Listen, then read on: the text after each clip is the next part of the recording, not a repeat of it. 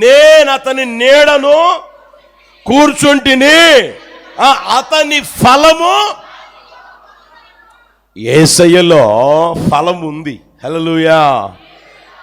యేసయ్యలో ఏమని చెప్పండి గట్టిగా. ఆమె అంటుంది ఏమని తెలిసిన, అతడు చదవండి అన్నమాట, అడవి వృక్షంలో జల్దర వృక్షం ఎట్లుండదో పురుషులో నా ప్రియుడు అట్లు ఉన్నాడు, ఆనందభరితనే నేను అతని నీడను కూర్చోటిని, అతని ఫలం. సంఘం ప్రియమైన వర్లరా, ఆయన చూస్తా ఉంది. ఆయనలో ఫలం ఉంది కదా, ఫలము లేనివాడు కాదు కదా, ఆయన ఫలించాడు కదా అని చూసి చూసి ఏమండి ఆమె జీవితంలో కూడా ఏమి అనుభవిస్తుంది, ఏమి నేర్చుకున్నది అని అంటే అక్కడ చూస్తారు 4:16 గమనించండి. 4:16 ఉత్తర వాయువు ఏతించుము, దక్షిణ వాయువు వెంచయుము, నా ఉద్యానము మీద విసరుడి, దాని పరిమళ వ్యాపింపజేయుడి, నా ప్రియుడు తన ఉద్యానవనమునకు వెంచయును గాక, తనకిష్టమైన ఫలములతడు. యేసయ్యకి మహిమ కలుగును గాక. హల్లెలూయా.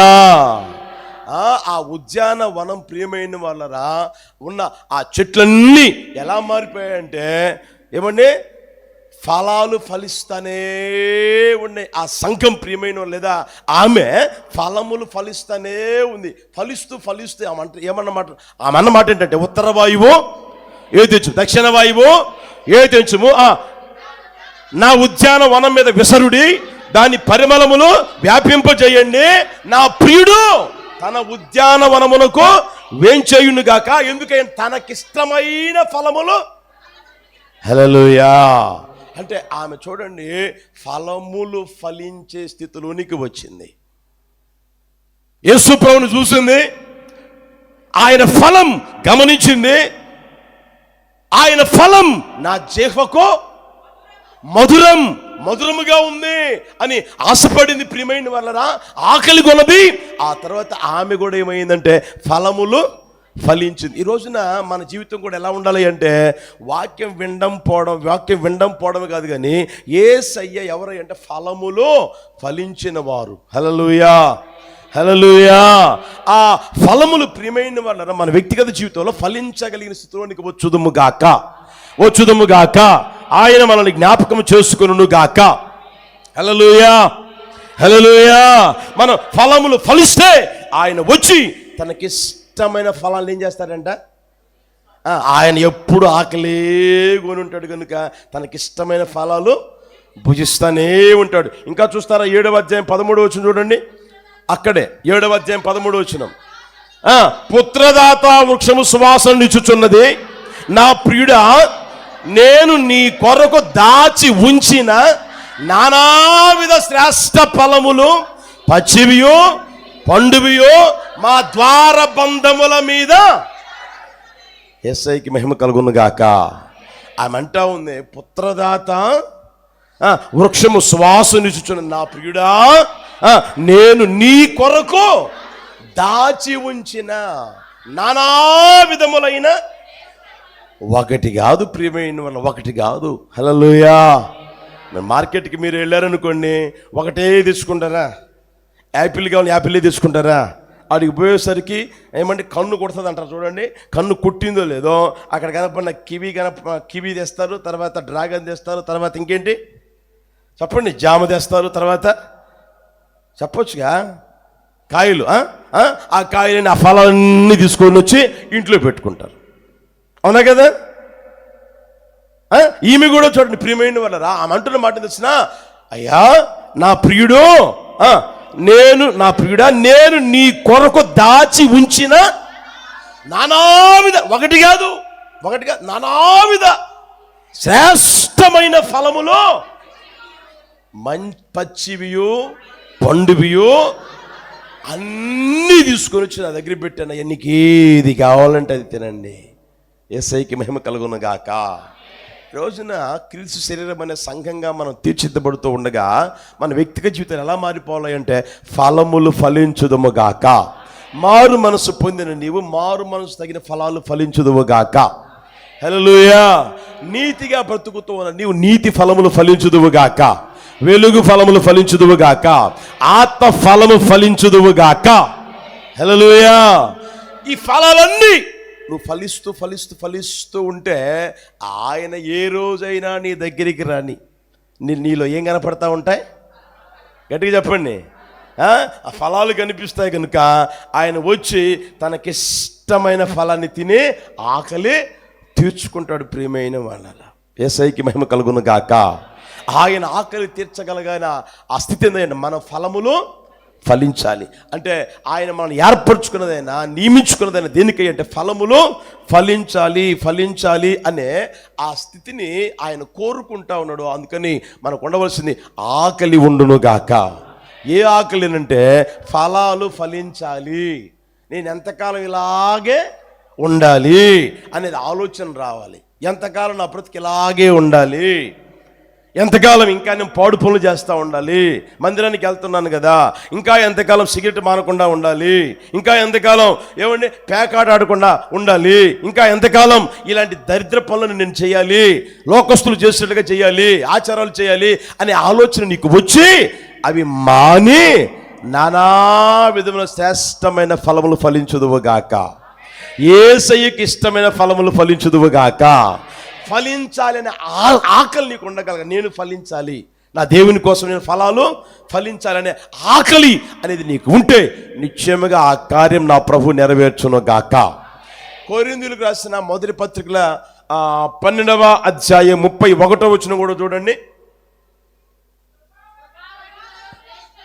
కొరింథీయులకు రాసిన మొదటి పత్రిక 12వ అధ్యాయం 31వ వచనం, కృపావరములలో శ్రేష్టమైన వాటిని ఆసక్తితో, హల్లెలూయా, మనం ఏం చేయాలంట?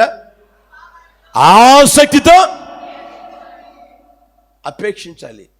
ఆకలికి ఆసక్తి ఉండగలగాలి. ప్రియమైన వాళ్ళరా, ఆకలి అనేది ఉంటే తప్పకుండా ఏమండి నా దేవుడు ఆ కార్యము చేయును గాక, నిన్ను తృప్తిపరచును గాక. అర్థమవుతుందా? కనుక ఇప్పుడు మనం దేని కొరకు ఆకలి కలిగి ఉండాలి? గట్టిగా చెప్పండి. ఫలాలు, నేను ఫలాలు ఫలించాలి. ఏ ఫలాలు? భూ సంబంధమైనవా, లోక సంబంధమైనవా, ప్రకృతి సంబంధమైనవా? ఏవి? యేసయ్య కోరుకున్న ఫలం, ఆయనకి ఇష్టమైన ఫలం, శ్రేష్టమైన నానా విధములైన ఫలములు ఫలించుదుముగాక. ఆ ఫలములు ఫలించాలనే ఆశ మన అందరిలో నా ప్రభు ఉంచును గాక. ఆ తర్వాత మాట మీకు గుర్తు చేస్తాను చూడండి. కొరింథీయులకు రాసిన మొదటి పత్రిక 4వ అధ్యాయం 11వ వచనం. అందరూ చదవండి ఆ మాట.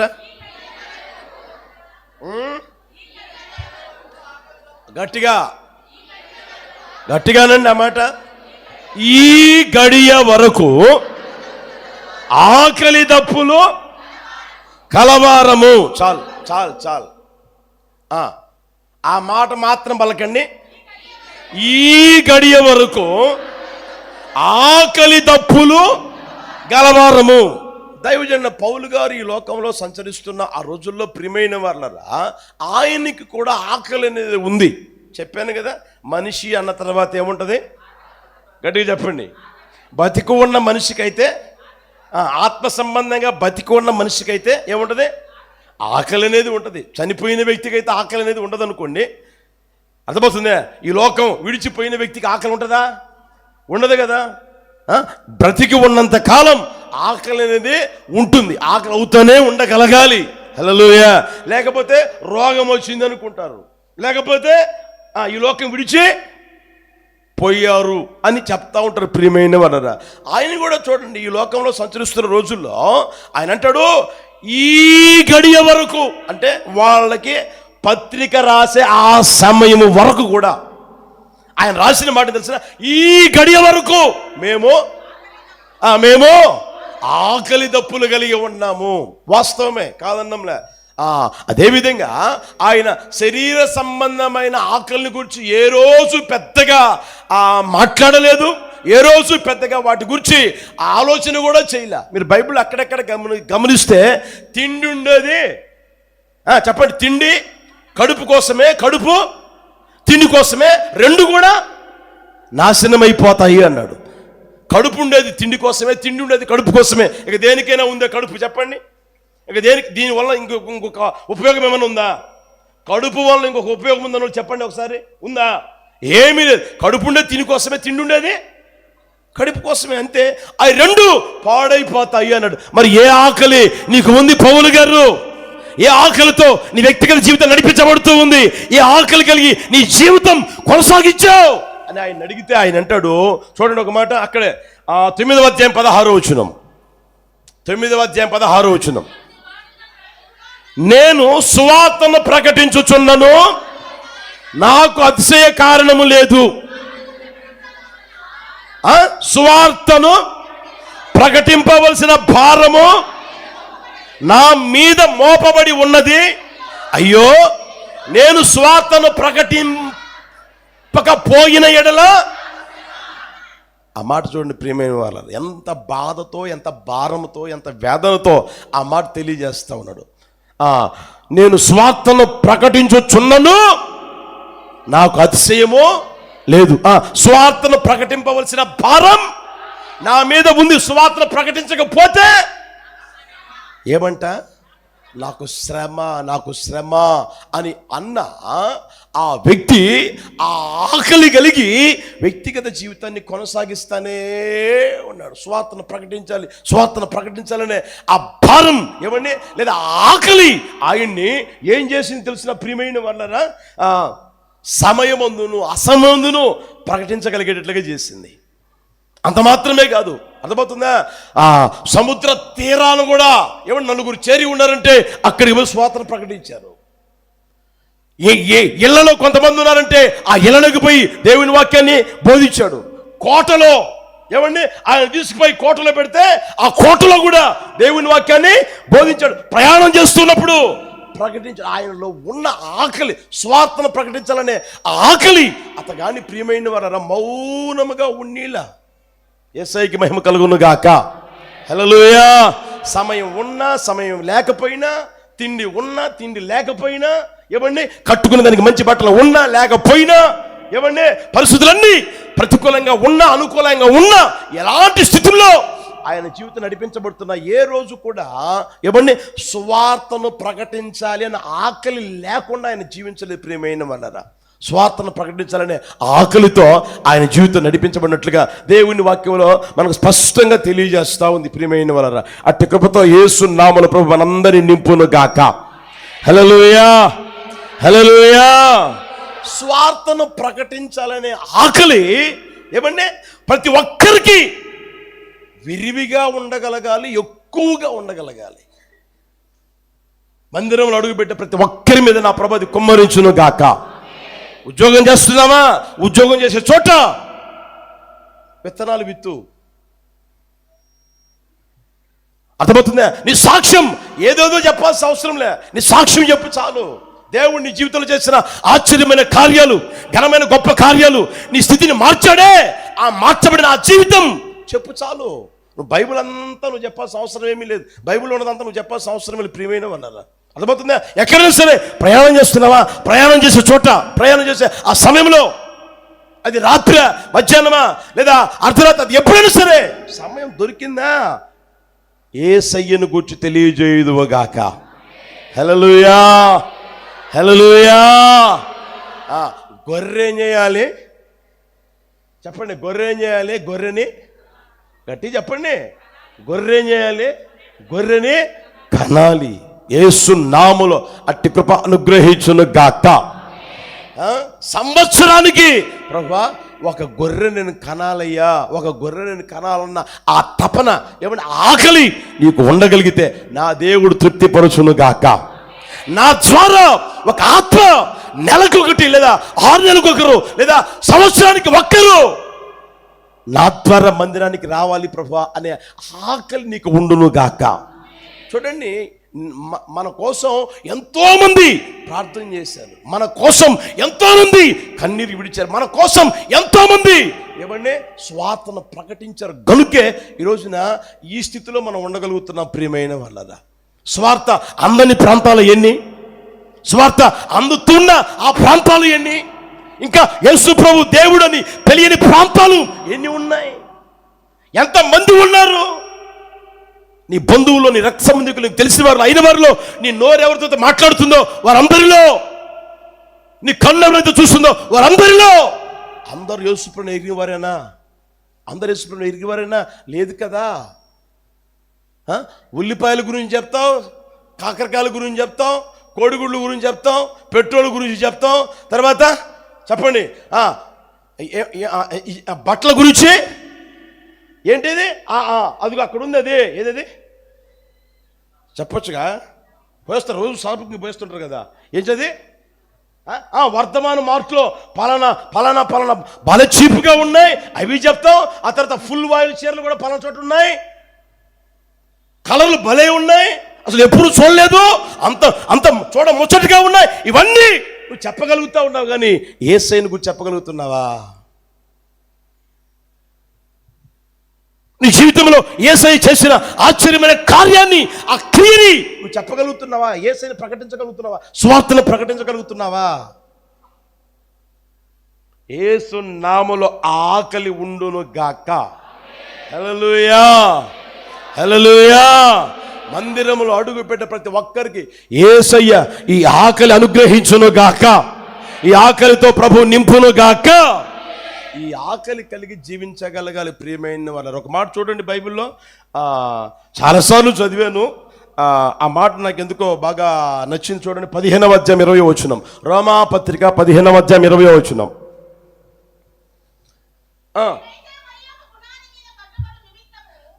అందరు చదవండి, అందరూ బాల్కనీ మీద క్రింద అందరు చదవండి. నేనైతే మరి ఒకని పునాది మీద కట్టకుండు నిమిత్తము ఆయనను గూర్చిన సమాచారం ఎవరికి తెలియజేయబడలేదో. ఆ మాట, ఆయనను గూర్చిన సమాచారం ఎవరికి తెలియజేయబడలేదో వారు చూతురనియో వినిన వారు గ్రహింతురు అనియో వ్రాయబడిన ప్రకారము క్రీస్తు నామముని ఎరగని చోట్లను స్వాతను ప్రకటింపవలని మిక్కిలి ఆకలి కొనిన వాడనై ఉండి అలాగు చేసి తిని. హల్లెలూయా. యేసయ్యను గూర్చిన సమాచారం ఎవరికైతే తెలియజేయబడలేదో, యేసయ్యను గూర్చిన సమాచారం ఏ ప్రాంతములో అయితే తెలియచేయబడలేదో ఆ ప్రాంతంలో వారు చూస్తారని, విని వారు గ్రహిస్తారని వ్రాయబడిన ప్రకారం నేనేం చేస్తున్నానయ్య అంటే, ఎరుగని ప్రాంతాలకు వెళ్ళి నేను స్వాతను ప్రకటిస్తా ఉన్నాను. ఆ ఆకలిగా నాకు ఉంది కనుక ఆ విధంగానే నేను ప్రకటిస్తానే ఉన్నాను. యేసయ్యకి మహిమ కలుగును గాక. హల్లెలూయా. తెలిసిన వారికి చెప్పడం కాదు, కానీ యేసయ్యను గురించి తెలియని వారికి మనం బోధించగలిగిన స్థితిలోనికి రాగలగాలి. తెలిసిన ప్రాంతాలలో ఏమండి చెప్పడం కాదు, కానీ తెలియని ప్రాంతాల్లో యేసయ్యను గురించి తెలియచేయుదుము గాక. హల్లెలూయా. అందుకని మీకు చెప్పేది చాలాసార్లు చెప్తాను, మీ ప్రాంతాల్లో మీకు తెలిసిన వారిని గురించి చెప్పండి. మీకు తెలిసిన వారు ఉంటారు కదా, అర్థమవుతుందా? మీరు ఈ ప్రాంతంలో ఉన్నారు, మీకు తెలిసిన వారు ఇంకొక ప్రాంతంలో ఉంటారు కదా, ఉంటారా? మీ బంధువులు ఉంటారు కదా, ఆ ప్రాంతాల్లో కోటాలు పెట్టగలిగేటట్లుగా మీరు సహకరిస్తే ఎంత బాగుంటుంది, సేవకులకి సహకరిస్తే ఎంత బాగుంటుంది, అవునా కదా? బంధువులు ఉంటారు కదా, ఏది యేసుప్రభుని నమ్మని వారు బంధువులు ఉంటారు కదా, యేసుప్రభుని ఎరగని వారు బంధువులు, రక్త సంబంధికులు ఉంటారు కదా, ఆ ప్రాంతాలు ఉంటాయి కదా, ఆ ప్రాంతాల్లో స్వార్థను ప్రకటించగలిగేటట్లుగా మీరు సహకరిస్తే ఎంత బాగుంటుంది ప్రియమైన వాళ్ళరా. యేసయ్య కృప దయచేయును గాక. ఎప్పుడు ఆ పని చేస్తారయ్య అంటే, ఇప్పుడు చెప్పండి, ఆకలి అనేది ఉండగలగాలి. ఆకలి అనేది ఉండగలగాలి. అయ్యో నా బంధువులు నశించిపోతున్నారే, నా రక్త సంబంధికులు నశించిపోతున్నారే, ఆ నాశనం నుంచి ప్రభు నన్ను విడిపించాడు కదా, ఈ స్థితిని తీసుకొచ్చాడు కదా, వీరు కూడా రక్షించబడితే ఎంత బాగుంటుంది, వీరు కూడా ఆశీర్వాదం పొందితే ఎంత బాగుంటుంది, వీరు కూడా దీవించబడితే ఎంత బాగుంటుంది అన్న ఆ ఆకలి మీకు ఉండగలగాలి ప్రియమైన వాళ్ళ. అర్థమవుతుందా? మీరు సహకరించకుండా సేవకుడు ఏమైనా చేయగలరా? విశ్వాసులు సహకరించకుండా సేవకులు ఏమైనా చేయగలరా? ఎవరు ఏమీ చేయలేరు ప్రియమైన వారు. కనుక మీ వ్యక్తిగత జీవితంలో మీరు చేయవలసిన పని ఏందయ్యారంటే సువార్తను ప్రకటించాలనే ఆకలి మీకు ఉండగలగాలి. అర్థమవుతుందా? ప్రకటించగలిగిన ఆకలి ఉండగలగాలి, ప్రకటింప చేయగలిగిన ఆకలి కూడా మీకు ఉండగలగాలి. యేసయ్య దయచేయును గాక. హల్లెలూయా, హల్లెలూయా. యేసయ్య సువార్తను ప్రకటించుట కొరకై పౌలు గారిలో ఉన్న ఆకలి ఎంత గొప్పదో గమనించిన ప్రియమైన వాళ్ళారా. సువార్తను ప్రకటించవలసిన భారం నా మీద, గట్టి చెప్పండి, నా మీద మోపబడి ఉన్నది, మోపబడి ఉన్నది. అర్థమవుతుందా? వండుకొని తినడం నిద్రపోవడం, తిన్నామా పడుకున్నామా తెల్లారిందా, ఏమండి ఇవి కాదు, ఇవి ఎప్పుడు ఉండనే ఉంటాయి. కొంచెం స్వార్థను ప్రకటింపవలసిన భారం యేసు నామములో కలిగి జీవించగలిగేటట్లుగా చేయును గాక. కనుక ప్రియమైన వాళ్ళరా, మీ జీవితం అనుభవం, ఆ అనుభవం గమనించండి, ఆలోచన చేయండి. తిమోతికి కూడా ఒక మాట చెప్పాడు చూడండి. తిమోతి మొదటి పత్రిక 4వ అధ్యాయం 2వ వచనం. 4వ అధ్యాయం నేను చదువుతా. వాక్యమును ప్రకటించుము, సమయమందును అసమయమందును ప్రయాసపడుము, సంపూర్ణమైన దీర్ఘశాంతంతో ఉపదేశించుచు ఖండించుము, గద్దించుము, బుద్ధి చెప్పుము. ఎందుకనగా జనులు హితబోధను సహింపగా దురద చెవులు గలవారై తమ స్వకీయ దురాశలకు అనుకూలమైన బోధకులు తమ కొరకు పోగు చేసుకుని సత్యమునకు చెవినీయక కల్పనా కథల వైపుకు తిరుగు కాలము వచ్చును. అయితే నీవు అన్ని విషయంలో మితముగా ఉండము, శ్రమపడము, స్వార్థీకుని పని, అమాట చూడండి, స్వార్థీకుని పని. నేను చదివిన వాక్యం మొదట మీరు చూస్తే, వాక్యమును ప్రకటించుము, స్వార్థీకుని పని. హల్లెలూయా, హల్లెలూయా. మందిరానికి వస్తున్నారు ఒక 2-3 నాకు తెలుసు.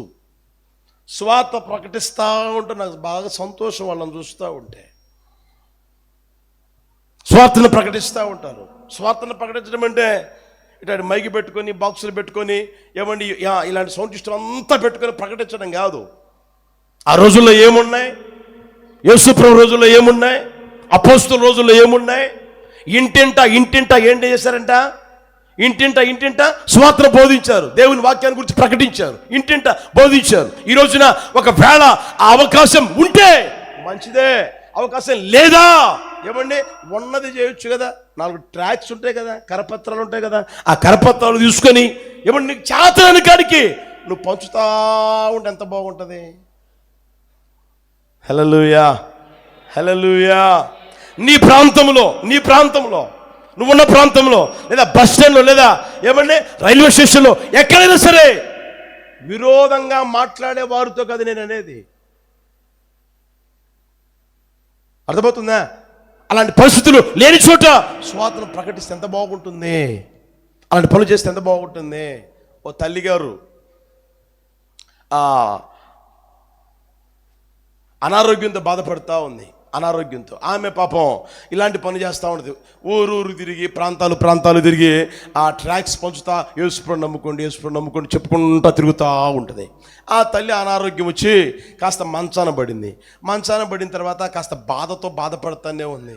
ఏంటి ప్రభువా, మీ పరిచర్య చేయలేని పరిస్థితులకు వచ్చేసేసానే, నేను ఇప్పుడు మంచంలో పడితే నేను చేయగలుగుతానా అని బాధపడతా ఉన్న తర్వాత ఆ రోగం అనేది ఎక్కువైపోతూ ఉంది. ఎక్కువవుతూ ఉంటే ఆ కన్న పిల్లలు ఏమంటే వాళ్ళందరూ కాస్త శ్రద్ధ తీసుకొని హాస్పిటల్లో చూపిస్తూ ఉంటే చివరికి ఆమెకి చెప్పారంటే ఏమని తెలిసిన, 4th స్టేజ్లో ఉందమ్మా, ఇక మేము చేయగలిగింది ఏమీ లేదు, ఏమి తినాలనుకుంటే అది తిను, ఏది తినాలనుకుంటే తిను, ఏది తాగాలనుకుంటే అది తాగు, కొద్ది కాలం బ్రతుకుతావు అని చెప్తే ఆమె బాధపడలేదు, భయపడలేదు, దిగులు పడలేదు, చింతపడలేదు.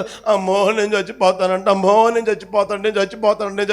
ఇలాంటి ఆలోచన ఏమీ లేకుండా, అవునా ఇంతగా నేను టైం వేస్ట్ చేశాను కదా అని అలా అనారోగ్యముతో ఉన్నా సరే ట్రాక్స్ తీసుకొని ఆ బస్ స్టాండ్లో, ఆ తర్వాత రైల్వే స్టేషన్లో పోయి ఇస్తానే ఉందంట. తెలిసిన వాళ్ళు, ఏమ్మా ఆరోగ్యం బాగలేదు కదా, ఎందుకు ఈ పని చేస్తూ ఉన్నామంటే ఆమె అంటది, అక్కడ కూర్చొని తిని నిద్రపోయినా పోయేది ఇక్కడ నేను తిరిగినా చెప్పండి పోయేదే ఈ చివరిలోనైనా ట్రాక్స్ పంచి దేవుని పరిచయం చేసి చద్దామన్న ఆశ.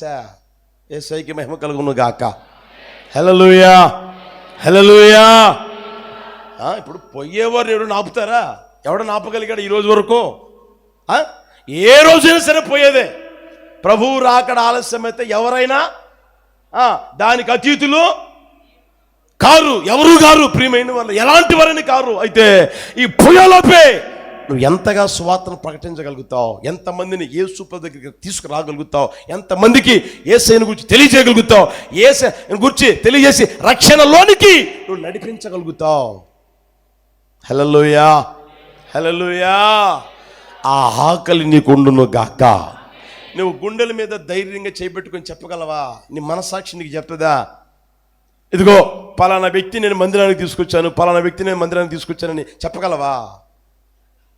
నా ద్వారా ఇదిగో ఒక 10 ఆత్మలు రక్షించబడ్డాయి, నా ద్వారా ఒక 20 ఆత్మలు రక్షించబడ్డాయి, నా ద్వారా ఒక్క ఆత్మ రక్షించబడింది అని చెప్పగలవా? నీకు ఆ మంచి మనస్సాక్షి ఉందా? ఆ ఆకలి నీకు ఉండును గాక. నీ ద్వారా ప్రియమైన వాళ్ళరా ఎంతమంది అయితే రక్షణలోనికి రాగలుగుతారో, రక్షణని అనుభవించగలిగే స్థితిలోకి రాగలుగుతారో, ఒకరోజు వాళ్ళందరూ ఎలా మారుతా తెలిసినా నీకు కిరీటంగా మారుదురుగాక. హల్లెలూయా. నీకు మహిమగా మారుదురుగాక. చూడండి అన్నమాట. తెస్సలోనిక మొదటి పత్రిక 2వ అధ్యాయం 19వ వచనం. తెస్సలోనిక మొదటి పత్రిక 2వ అధ్యాయం 19వ వచనం. ఏలయనగా మా నిరీక్షణ అయినను ఆనందమైనను అతిశయ కిరీటమైనను ఏది? బాగా గమనించండి. ఏలయనగా మా నిరీక్షణ అయినను ఆనందమైనను అతిశయ కిరీటమైనను ఏది? మన ప్రభు అయిన యేసు యొక్క రాకడ సమయమున ఆయన ఎదుట మీరే కదా. నిశ్చయముగా మీరే మా మహిమ, మా ఆనందం. హల్లెలూయా.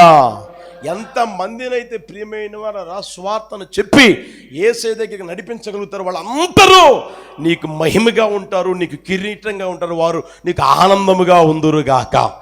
హల్లెలూయా. కనుక ప్రియమైన వాళ్ళరా మనకు ఒక ఆకలి ఉండగలగాలి. ఏ ఆకలి అంటే స్వార్థని. చెప్పండి గట్టిగా. 3 పూట్ల విపరీతమైన ఆకలి అవుతుందన్న. ఏంటది? చెప్పండి. కొంతమంది ఒక తల్లి 2 తల్లులు పాపం తీసుకొని వచ్చి, అన్న ఈడు 3 పూట్ల తింటా ఉన్న మధ్యలో కూడా పెట్టమంటున్నాడు అన్న. ఈయన్ని మేపలేక చెప్పండి. ఉన్నారు ఇక్కడ చెప్పిన వాళ్ళు ఉన్నారు. ఈయన్ని మేపలేక కష్టమైపోతా ఉందన్న అని అన్నారు. కాదన్నంలే. అలాంటి ఆకలి నీకుందా? ఆత్మ సంబంధంగా స్వార్థను ప్రకటించడం అలాంటి ఆకలి నీకుందా? 3 పూట్ల కాదు 9 పూట్ల 9 సార్లు తింటుంటివి, పూటకు 3 సార్లు తింటుంటివి. ఇక మీ గురించి చెప్పాల్సిన అవసరమే లే. యేసయ్యకి మహిమ కలుగును గాక. ఇంట్లోంచి బయటికి పోయేటప్పుడు ఇట్టేస్తారు, ఇంట్లోంచి లోపలికి వచ్చేటప్పుడు ఇట్టేస్తారు. ఉడికిందా ఉడకలేదా ఇక మీకు 24 అవర్స్ తినమే.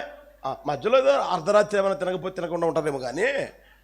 హల్లెలూయా హల్లెలూయా. మీకు ఇచ్చిన దేవుడు వరం అది, అంతే కదా. హల్లెలూయా. అదేవిధంగా 24 అవర్స్ ప్రియమైన వాళ్ళరా ఇప్పుడు చెప్పండి, ఈ ఆకలి ఉండాలి మనకి. యేసు నామములు అనుగ్రహించును గాక. మనందరి మీద ఆత్మని కుమ్మరించును గాక. హల్లెలూయా హల్లెలూయా. స్వార్థను ప్రకటించాలనే ఆకలి మనకు ఉండగలగాలి.